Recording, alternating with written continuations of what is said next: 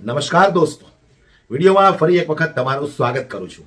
વિડીયોને ખૂબ શેર કરી દેજો, દરેક લોકો સુધી પહોંચે. ગુજરાતની આ કથળતી પરિસ્થિતિનું જવાબદાર કોણ છે? એક પુત્રની સામે જ એમના પિતાની હત્યા કરી દેવામાં આવે છે. વાત કરવી છે વડોદરા વિસ્તારની, પણ વડોદરા વિસ્તારની અંદર આ હત્યાનો બનાવ બને છે એના આજે 4 દિવસ વીતી ગયા છે. પણ અસલ વાત મારે એ કરવી છે કે વડોદરાની અંદર જે બે શખ્સો દ્વારા આ જીવલેણ હુમલો કરવામાં આવ્યો અને એક વ્યક્તિની હત્યા થઈ ગઈ છે, ત્યારે એ બંને વ્યક્તિઓ વરલી મટકા ચલાવે છે, જુગારનો ધંધો કરે છે.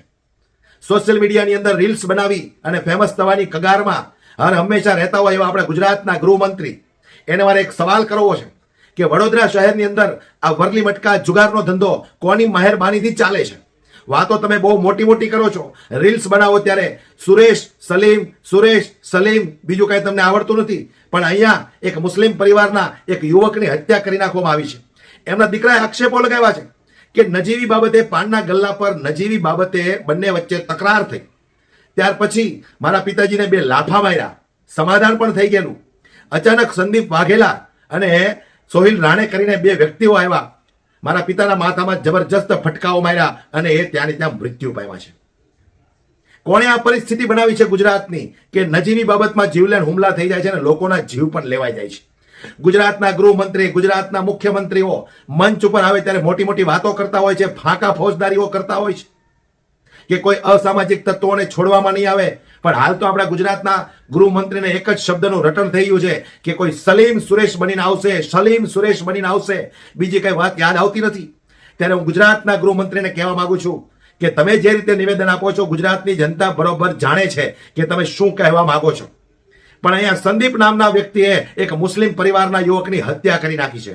હવે ગુજરાતના ગૃહમંત્રી આના પર શું એક્શન લેશે?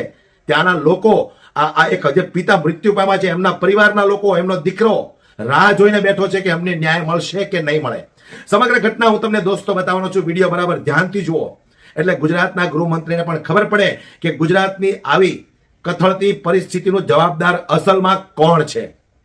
ઘટના સ્થળે પોલીસની ટીમ પહોંચી છે, પણ જે સામે જાણવા મળ્યું છે જે મળ્યું છે એ તમે જાણીને તમારા પગ નીચેથી જમીન ખસકી જવાની છે. એમના પરિવારની શું હાલત છે, એમની બહેન, એમના ભાણિયા, ભત્રીજા, એમના દીકરાઓ, એમની શું હાલત છે આજે? સમગ્ર ઘટના હું તમને બતાવું દોસ્તો. વિડીયોને બરાબર ધ્યાનથી જોજો અને દરેક લોકો સુધી શેર કરો. ગુજરાતના ગૃહમંત્રીને પણ આ વિડીયો પહોંચે એટલો શેર કરો એટલે એમને પણ ખબર પડે કે ગુજરાતની આવી પરિસ્થિતિ કોણે ઊભી કરી છે. આ વિડીયો એક વખત તમે બરાબર ધ્યાનથી જોવો દોસ્તો. મારી ઈદગાહ સ્વામી સેન્ટર આગળ મેં જ્યારે મારા કામ પરથી આવ્યો, જ્યારે મારો સામાન મૂકતો હતો ત્યારે મારા ફાધર આવીને આપણા 5 સેન્ટર આગળ મગજમારી થઈ હતી. સાની મગજમારી થઈ મને નથી ખબર, પણ મારા પપ્પા મને આવીને મને એવું કીધું કે મને 2 લાફા માર્યા છે, તું ચાલ. પણ મેં ના ગયો. મેં એમને એવું કીધું તમે ઘરે જાઓ, મેં આવું છું. તે ઘરે ના આવ્યા અને મેં મારો સામાન મૂકીને અંદરથી બહાર નીકળ્યો ત્યાં સુધી અહીંયા ગૃહ પોલીસની બહાર આગળ અહીંયા આ જ જગ્યા પર આવીને 2 જણ આવ્યા હતા, વાઘેલા સંદીપ અને રાણા સોહિલ સાથે ઝઘડો થયો હતો આપણા 5 સેન્ટર આગળ. સાનો બનાવ બન્યો તો મને નથી ખબર, પણ જે વાઘેલા સંદીપ એ ગુરુવા ખાતે આંકડાનો ધંધો ચલાવે છે અને એ ભાઈ પાસે લાકડાનું એ હતું, યા પછી લોખંડની પાઇપ હતી, એ મને નથી ખબર. ખાલી અહીંથી મેં 100 મીટર ખાલી દૂર હતો. જ્યારે માર્યો ત્યારે મેં અહીંયા સ્પોટ જગ્યા પર આવ્યો તો ત્યારે ડેટ ઓલરેડી પડી જ ગયા હતા. અને જ્યારે આવ્યા પછી એ બંને જણ ભાગી ગયા. જ્યારે મારા પપ્પાને મેં આવી હાલતના અંદર જોયા તો યુરિન બી થઈ ગયું હતું, મોંમાંથી ફીન બી નીકળ્યું. 10 થી 15 મિનિટ મેં પમ્પિંગ કર્યું પણ કોઈ બોડી મુવમેન્ટ કરતી નથી. ત્યાર પછી મેં 108 કોલ બેક કર્યા, કોલ લાગ્યો નહીં. ત્યારે મારા ફ્રેન્ડની ગાડીને બોલાવીને મેં હોસ્પિટલ લઈ ગયો હતો. જ્યારે હોસ્પિટલમાં ડૉક્ટરે જ્યારે ચેક કર્યું ત્યારે મને એવું કીધું કે મૃત્યુ થઈ ગયું છે. કોઈ જૂની અદાવત નહીં. આજે હત્યા કરવામાં આવી છે તમારી સામે જ હત્યા થઈ? હા, મારી સામે જ થઈ છે. મેં જોયું બી છે. આમાંનો કોઈ આરોપી કઈ ગુનાહિત ઇતિહાસ ધરાવે છે એવું છે? એ ભાઈનો આંકડાનો ધંધો ચાલે છે. કોણ છે? વાઘેલા સંદીપ ઉર્ફે મી. આજે બંને જણ છે, શું થાય છે? બંને સારો બની જાય છે. તો કઈ બબાલ થઈ હતી પહેલા? લાફાલાફી શાના કારણે થઈ? લાફાલાફી શા માટે થઈ હતી એ તો મને ખ્યાલ નથી, પણ ત્યાંના સીસીટીવીમાં કેમેરા, જ્યાં પાનનો સેન્ટર છે ત્યાં બી કેદ છે અને અહીંયા ગુરુ પોલીસની બહાર કેમેરા જે લાગ્યા છે એના અંદર બી કેદ છે. મને મારા પપ્પાએ જ્યાં આવીને મને કીધું, મને 2 લાફા માર્યા છે. 2 થી 3 વાર મેં કીધું કે મને કે તું ચાલ.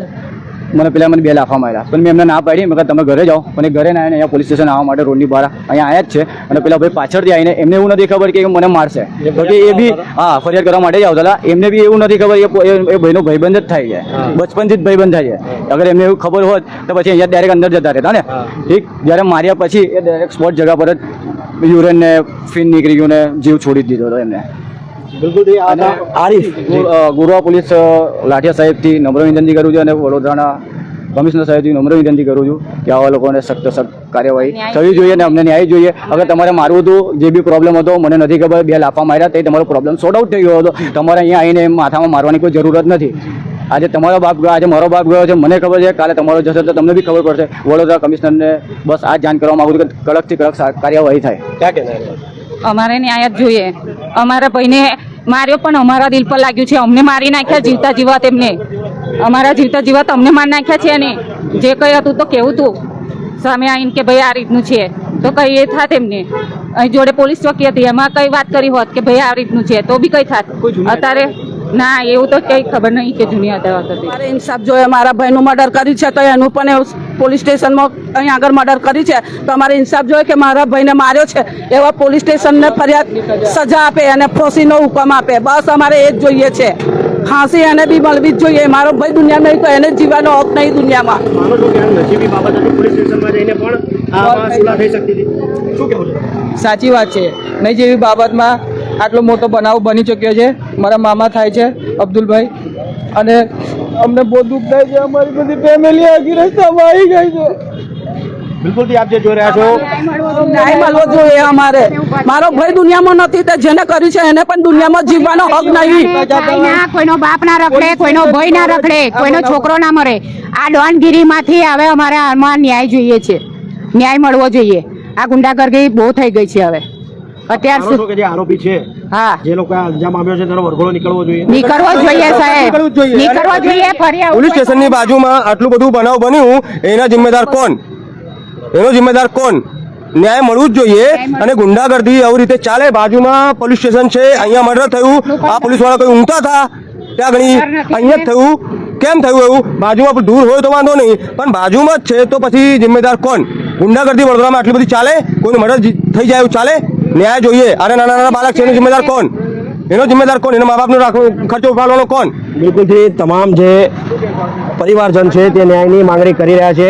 રાત્રિના સમયે આ બનાવ બન્યો છે અને તેને લઈને જ હાલ પરિવારજનમાં રોષ જોવા મળી રહ્યો છે. બિલકુલથી ગોરવા ગામ છે અને